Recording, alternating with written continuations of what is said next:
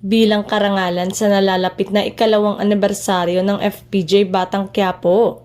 Ayon sa actor-director na si Coco Martin, ay dadalhin niyang sikat na serye sa Sydney, Australia na pangungunahan ng isang espesyal na kaganapan sa panahon ng Pasko Festival 2024. Ang palabas na ito ay nagsisilbi ring grand finale ng anibersaryo ng Filipino Channel na nagpapahintulot kay Coco at sa kanyang kapwa mga miyembro ng cast upang direktang kumonekta sa kanilang mga tagahanga sa ibang bansa.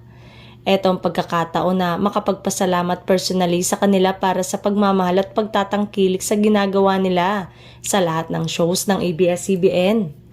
So ito naman yung time na makabawi sa kanila at maparamdam namin kung gaano namin sila kamahal. Sa nalalapit na 2 taong marka ng serye, ipinahiwatig pa ng aktor na hindi lamang 2 o 3 taon magtatagal ang Batang Quiapo. Dito namin sisimulan yung pagpapasalamat sa 2 taon ng serye.